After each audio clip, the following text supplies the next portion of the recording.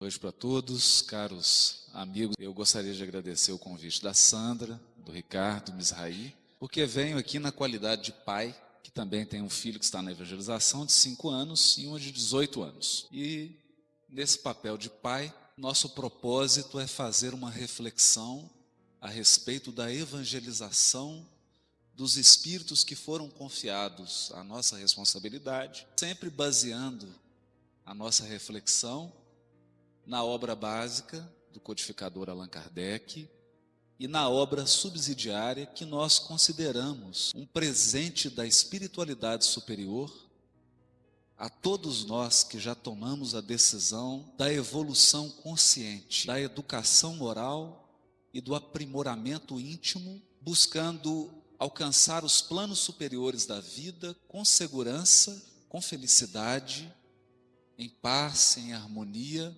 conosco e com o nosso semelhante. O livro Entre a Terra e o Céu, nosso objetivo hoje não é contar a história desse livro, mas apenas fazer algumas referências. Está dito assim no prefácio escrito por Emmanuel através de Francisco Cândido Xavier. Em cada capítulo encontramos a nós mesmos, com nossos velhos problemas de amor e ódio, simpatia e desafeto, através da cristalização mental, em certas fases do caminho, penumbra de nossos sonhos imprecisos ou na sombra das paixões, que por vezes nos arrastam a profundos despenhadeiros. Então Emmanuel está citando aqui uma jornada. E quando nós tomamos contato com a doutrina espírita, algo acontece dentro de nós, da nossa mente, nós somos convidados a enxergar a vida de uma perspectiva muito mais ampla. Por quê? A grande beleza da vida não se restringe mais a um intervalo de tempo que vai do berço até o túmulo. Com a doutrina espírita nós aprendemos que berço e túmulo são estações inúmeras de uma viagem muito mais ampla. É isso que nós aprendemos, de uma viagem muito ampla. A viagem do espírito imortal. De modo que nós podemos dizer que a doutrina espírita amplia os problemas. Se você achou que tinha problemas, ao se tornar espírita, você multiplica por 1000. Porque a maioria das pessoas dorme um sono gostoso, que é o sono da carne, e acorda de uma ilusão dolorosa ao desencarnar. Então não é nenhum sentimento de masoquismo do espírita, é que o espírita prefere acordar enquanto está encarnado. Prefere caminhar de olhos bem abertos. Essa é a proposta da doutrina. E quando ampliamos a nossa visão, amplia-se também a nossa responsabilidade. E nós vamos percebendo que, na jornada evolutiva, todos nós cristalizamos a mente em alguns pontos do caminho. São as chamadas cristalizações mentais. Portanto, se na encarnação passada você foi assassinado, possivelmente sua mente está conectada a esse fato. Se nessa encarnação ou se na passada você estava casado e o seu companheiro ou companheira o abandonou e foi procurar outro, possivelmente a sua mente está cristalizada nessa experiência. E assim vai. Se você tinha uma empresa e seu sócio lhe deu um prejuízo e você ficou sem nada, porque a vida é repleta de acontecimentos, de circunstâncias que vão cruzando o nosso destino, todas elas buscando o nosso burilamento. Mas nem sempre nós estamos de olhos abertos, nem sempre nós estamos acordados para as realidades do espírito imortal. Por essa razão, é natural que a mente cristalize-se em alguns pontos. Por isso, a proposta da evangelização é muito mais ampla do que a proposta da intelectualização ou da formação cultural. Não obstante, nós sejamos dos primeiros a reconhecer a importância da educação, da formação cultural, porque entendemos que o conhecimento intelectual sensibiliza a criatura, torna ela alguém civilizado, sensível, culturalmente aberto, uma pessoa arejada, mas isso não é suficiente, não é suficiente.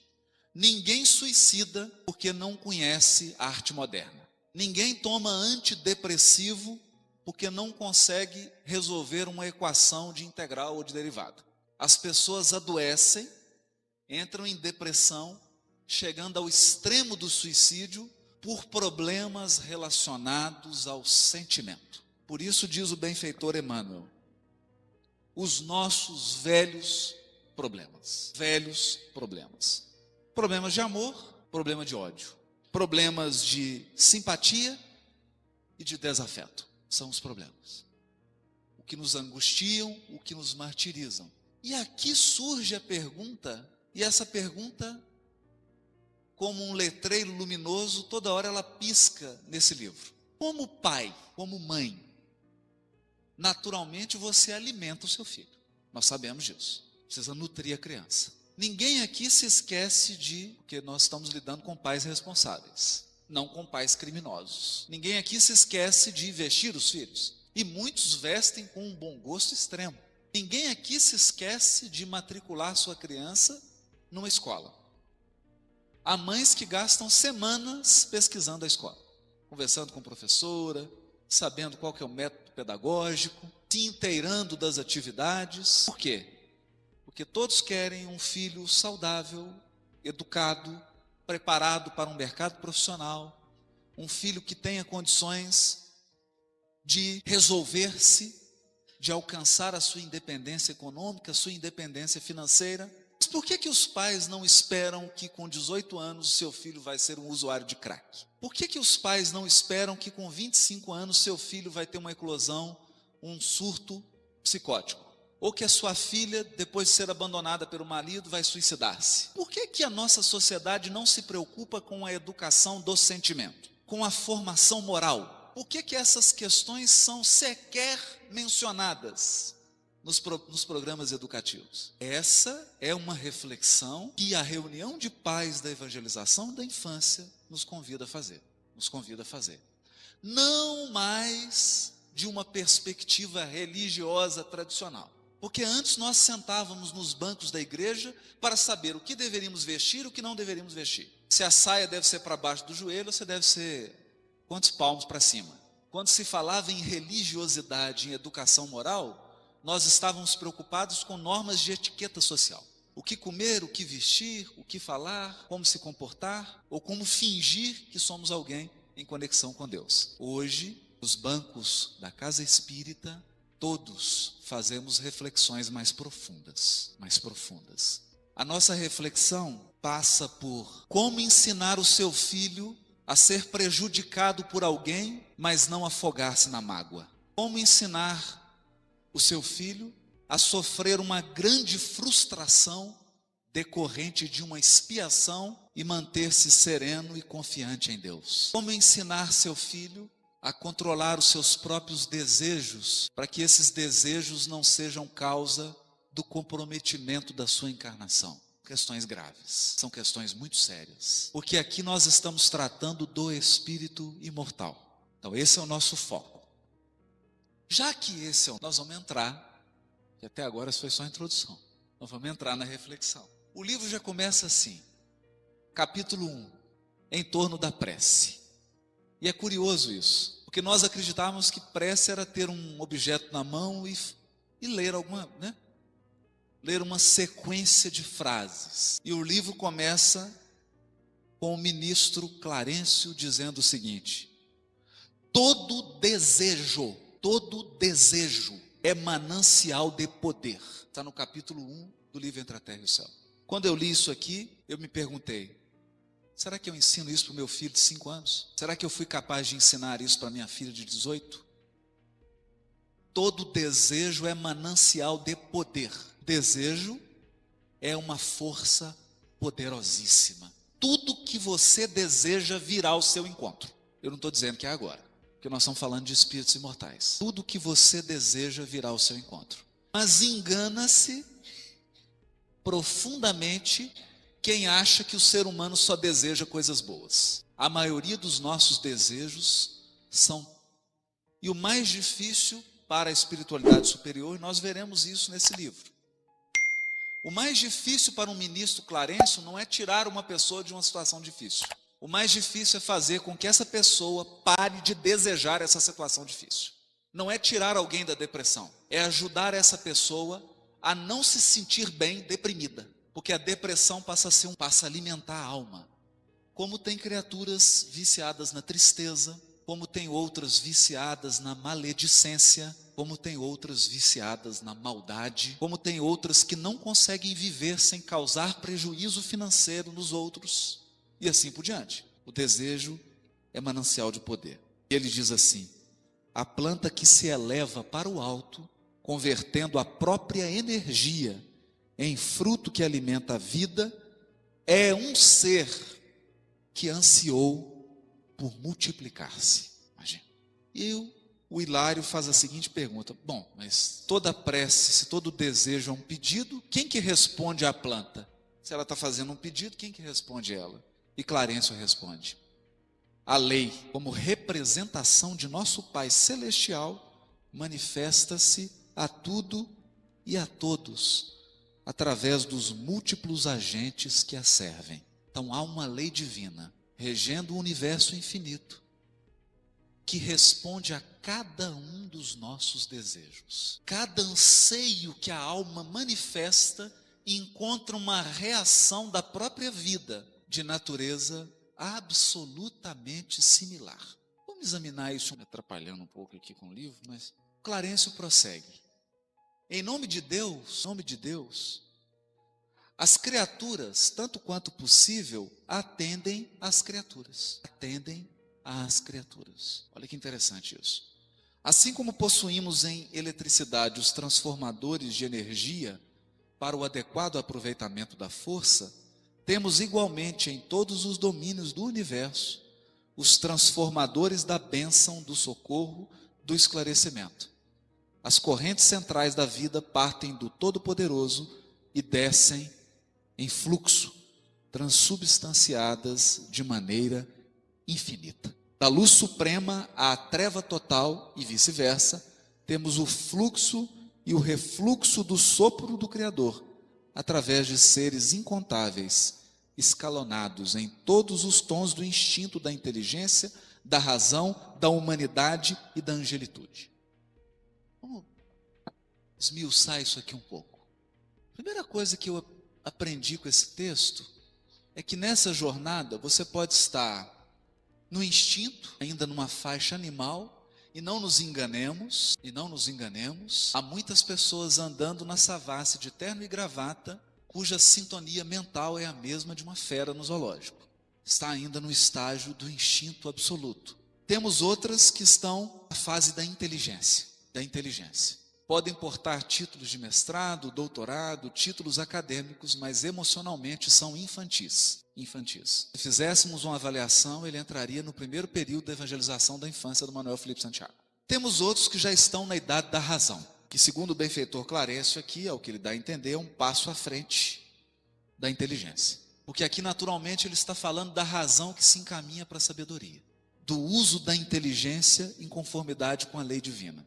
Temos os seres que já são seres humanos, estão à frente de nós outros. Porque quando nós falamos de evangelização, nós estamos buscando transformar as nossas crianças em seres humanos de verdade, torná-los humanos. E mais adiante, quando alcançarmos esse patamar de humanidade, nós começaremos a trilhar os degraus da angelitude.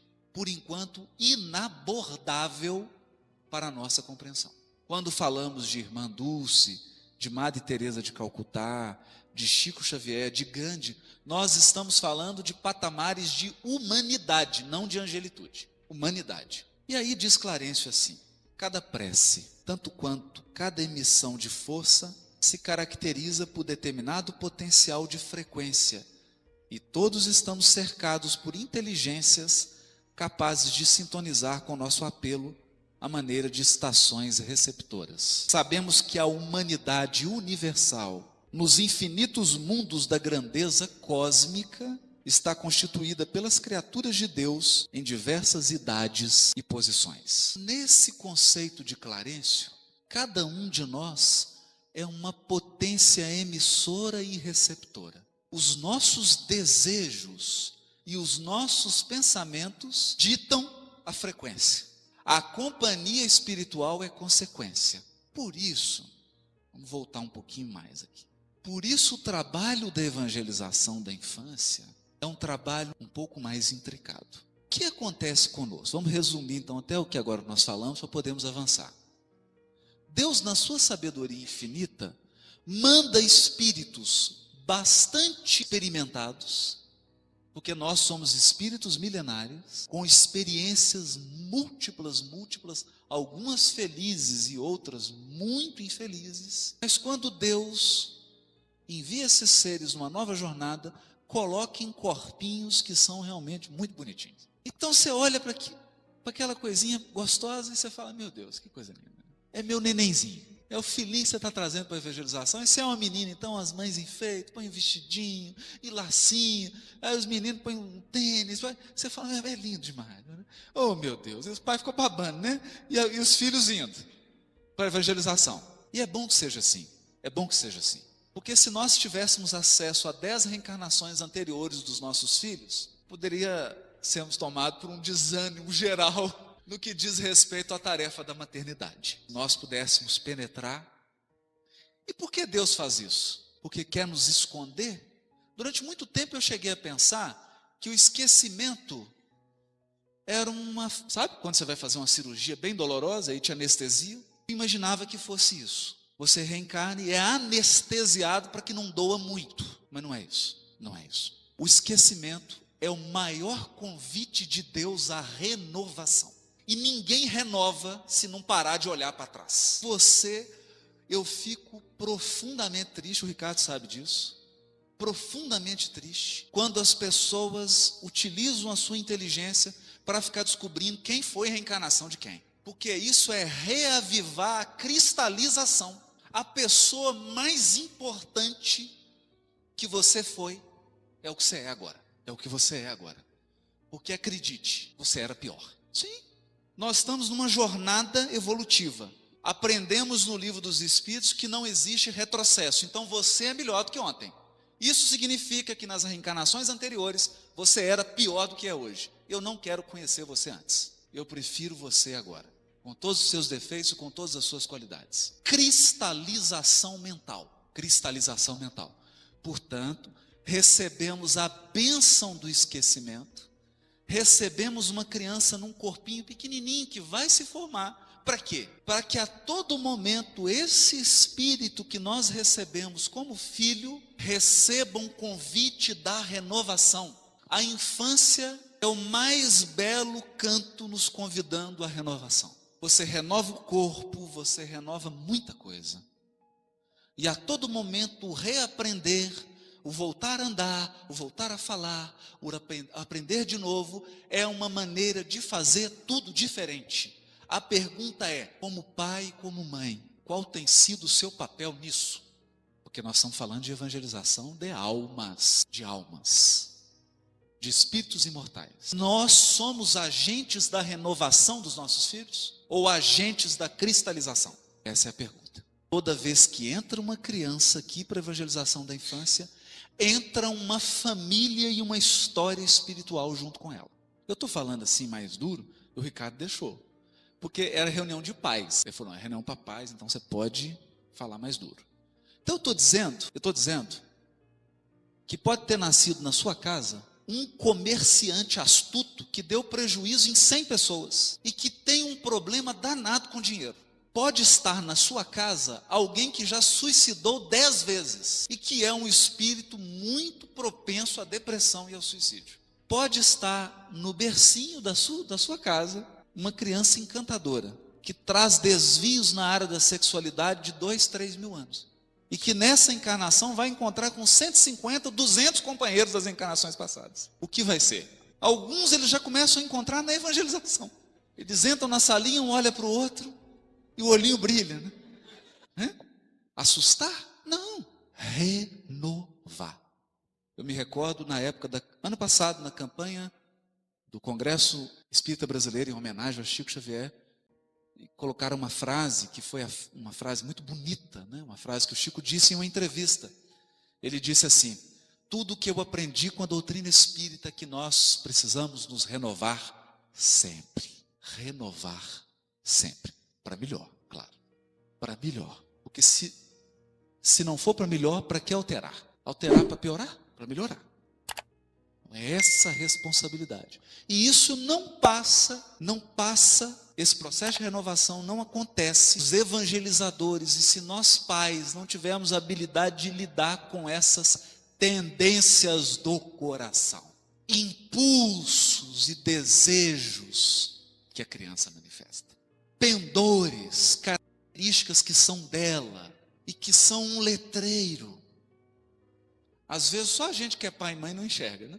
Só a gente que não enxerga. O melhor treino, às vezes, é trocar de filho por um dia, né? Porque você cataloga em meia hora todos os defeitos do filho do seu colega, mas não somos capazes de identificar um ou dois do nosso. Porque a criança estampa. A criança pede o concurso para a renovação. Imagine, se eu desencarnasse hoje, fosse nascer daqui 5 anos, tivesse a oportunidade de conversar com os meus pais, eu ia ter uma conversa muito franca, muito tensa com eles. Eu só ia pedir para eles o seguinte: pelo amor de Deus, não me deixa cair de novo. Eu quero acertar dessa vez. E eu queria contar com você, mãe, com você, pai, como parceiros nessa minha jornada de aperfeiçoamento. Esse aqui sou eu, está aqui, ó. Esse aqui sou eu.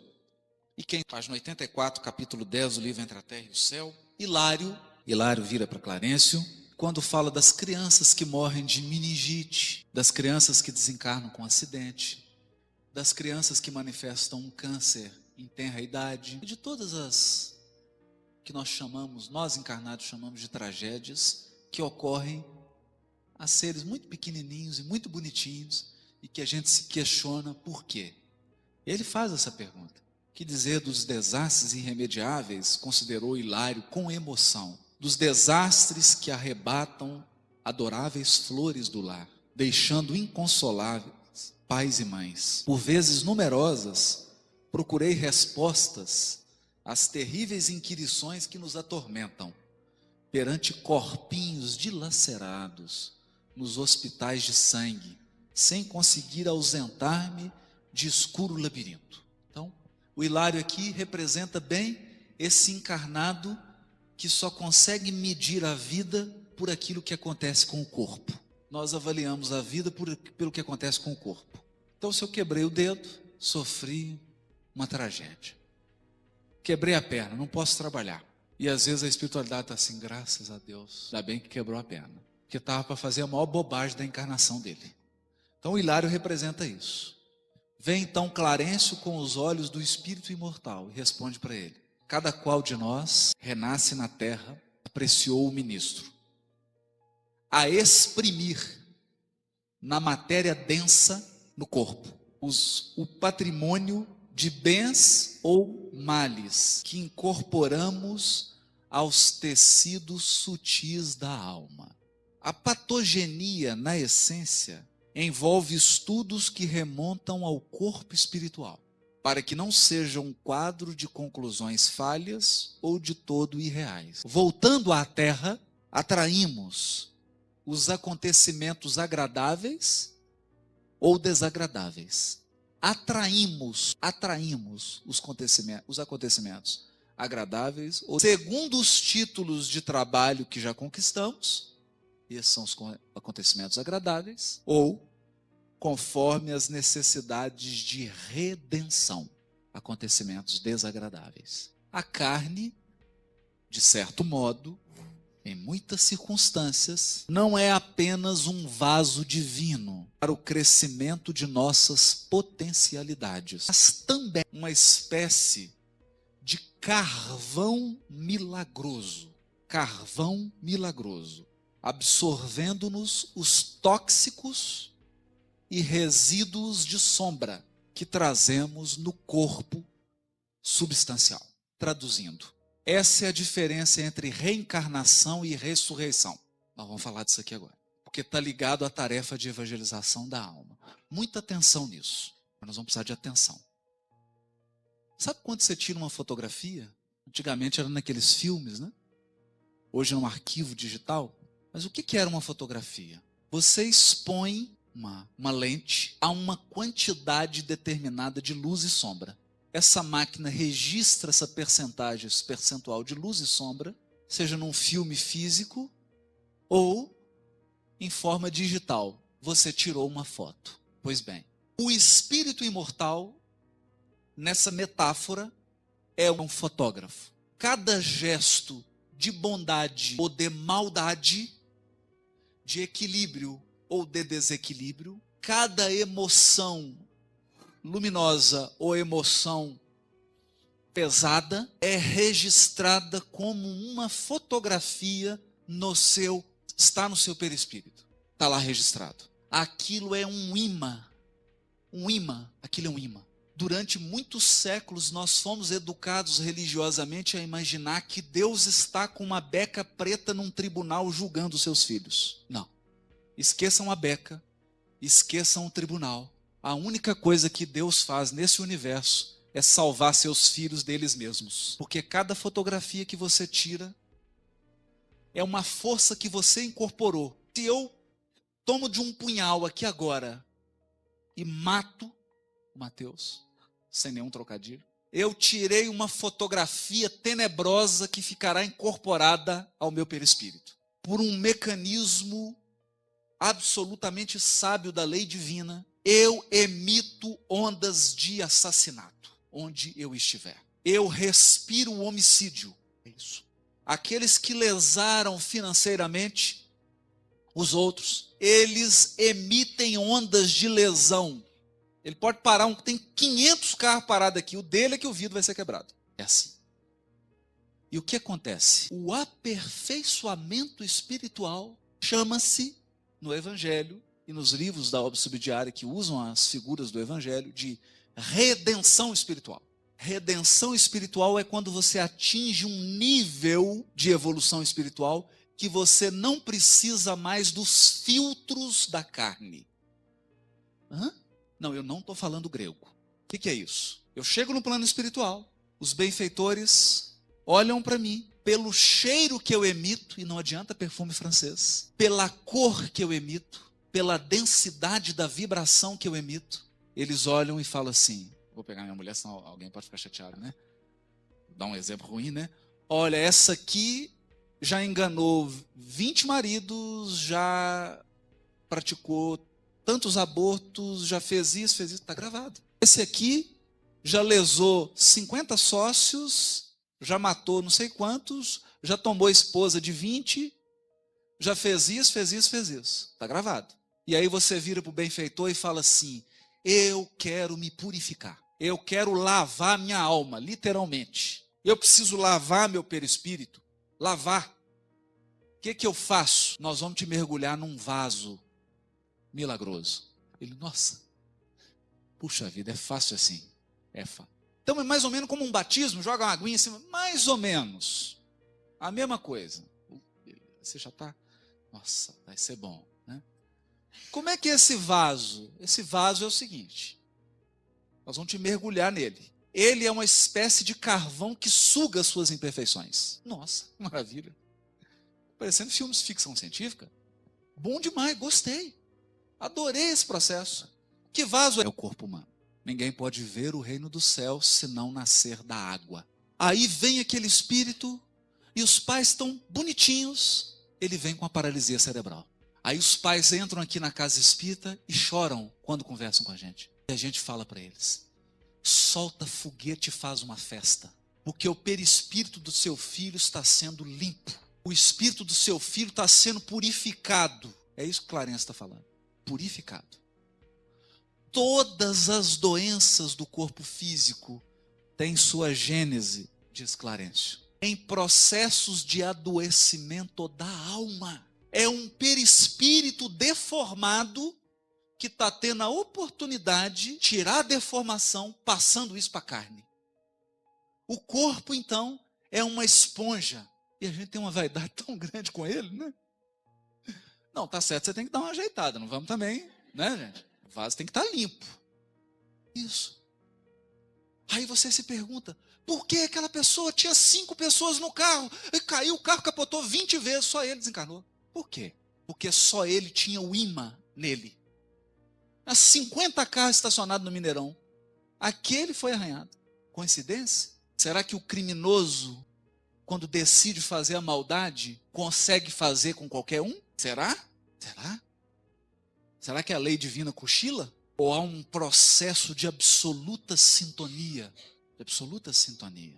Por que nós estamos falando disso? Porque nós estamos dizendo de uma forma assim muito franca, mas muito esperançosa. Muito franca, mas muito esperançosa. Porque a doutrina espírita é o consolador prometido. Então, se ela não nos deixa dormir, talvez se você quiser dormir, não vai ser aqui. Mas ela também não nos deixa desconsolados. Entende? O trabalho da paternidade e da maternidade se amplia. Eu passo a ver meu filho como com o qual eu me comprometi a ajudá-lo nesse processo de limpeza espiritual que ele está inserido, tanto quanto eu. Me recordo do ano retrasado, ano passado, quando fui a Goiás, encontrei um casal de amigos maravilhosos e tinham acabado de perder uma filha de 22 anos num acidente. Uma moça que ajudava na Federação Espírita de Goiás, que trabalhava, eu a conheci, almocei com ela no encontro. Uma moça linda, era a alegria da casa, né? Por causa do sorriso aberto, do jeito expansivo dela. E, no entanto, uma semana antes, ela mandou uma carta para as melhores amigas se despedindo. Na mocidade espírita, ela disse que iria desencarnar cedo e que seria através de acidente. E ela desencarnou no dia do aniversário do pai e deixou um bilhete para o pai e para a mãe dizendo adeus para eles. E agradecendo por tudo que eles fizeram.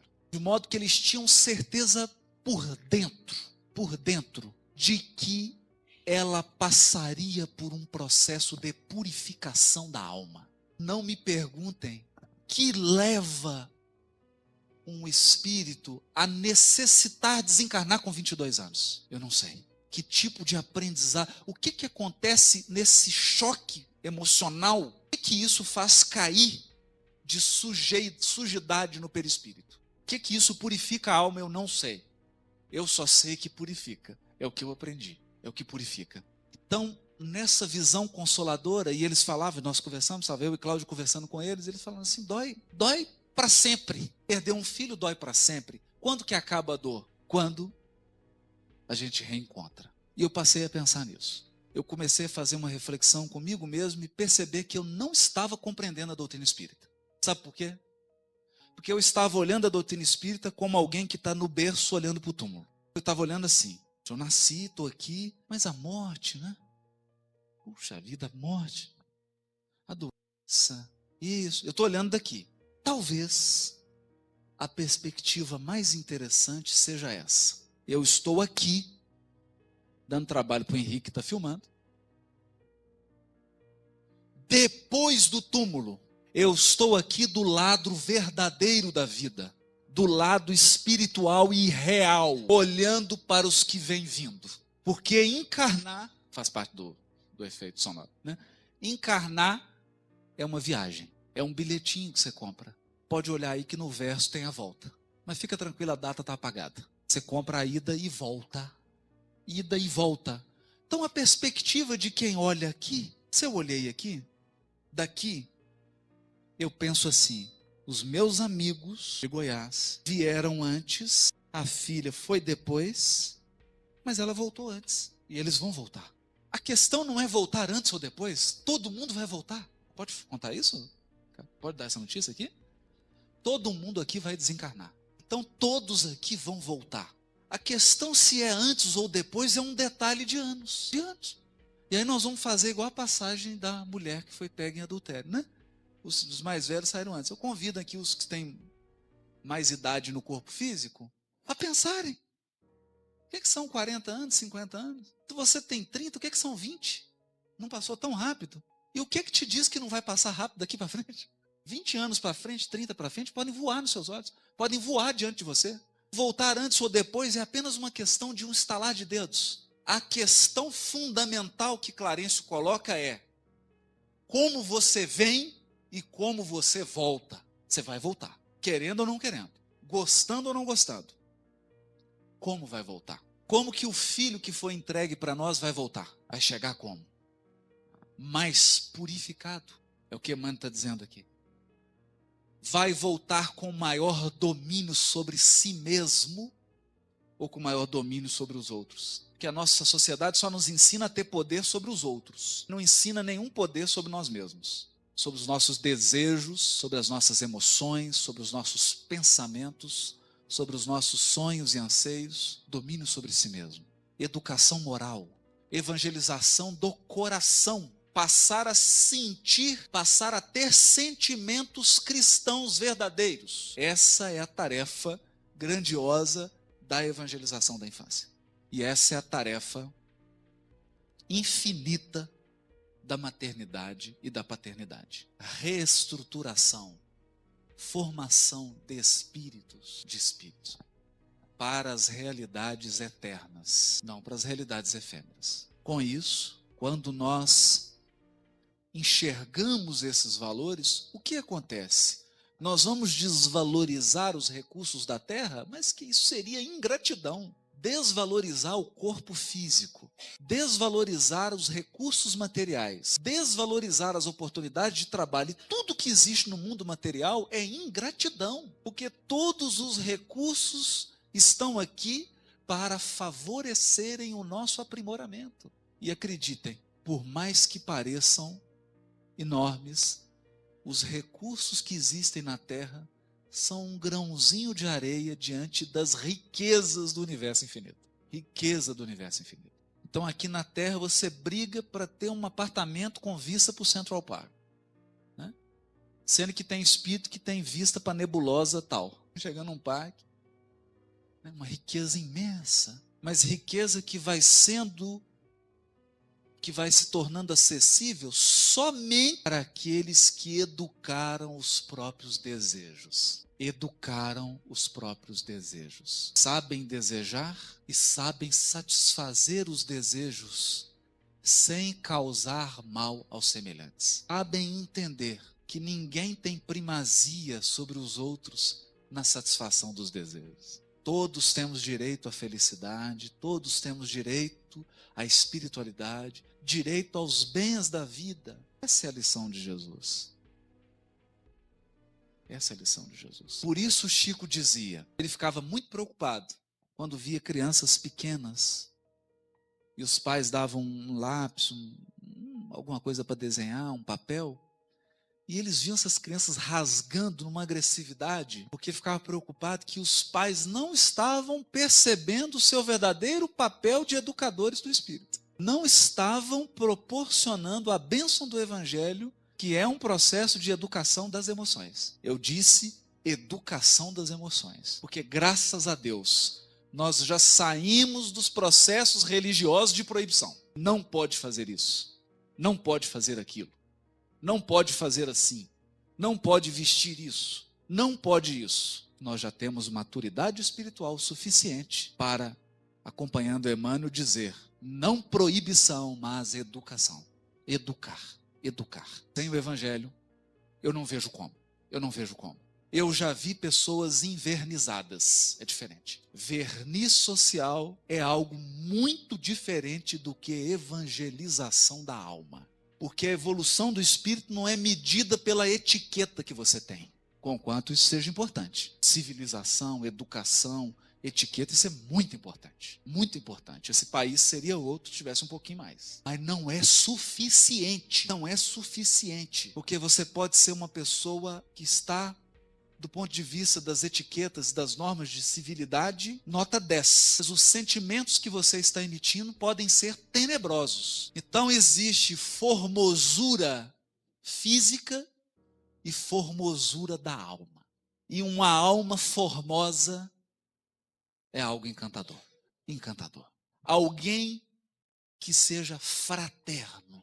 Uma pessoa que tem empatia, que tem simplicidade, que é capaz de perdoar, que é capaz de relevar os defeitos, é de fato uma alma formosa. Uma alma que o evangelho deixou de ser um livro e passou a ser a coisa mais bonita que eu considero hoje, a experiência mais bonita com relação ao Evangelho, depois de ler o Evangelho em grego, de ler em inglês, em português, em tudo quanto é língua, em manuscrito, em tudo, a coisa que mais emociona, me emociona hoje, é ler o Evangelho em alguém.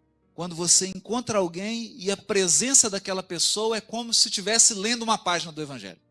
É como não? É ler uma página do Evangelho. Porque, como dizia o Honório, o Evangelho sai de fora e passa a viver dentro. Eu tenho certeza que esse é o desejo dos amigos espirituais que dirigem essa casa quando uma criança é colocada sob a responsabilidade deles. O maior desejo deles é que essas crianças que estão lá, inclusive meu filho, consigam expressar o Evangelho na alma delas, consigam expressar uma espécie de formosura espiritual que só as almas evangelizadas têm. Eu disse evangelizadas, eu não disse cristianizadas ou cristãs. Isso é outra história.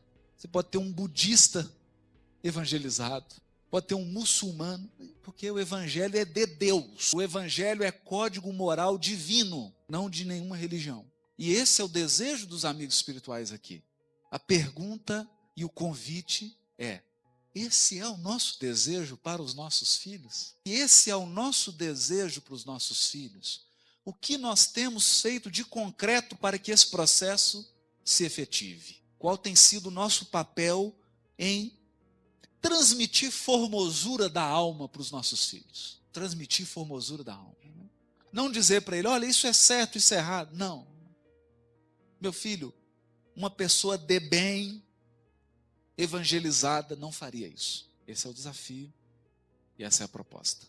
Lembrando também que nós estamos compartilhando.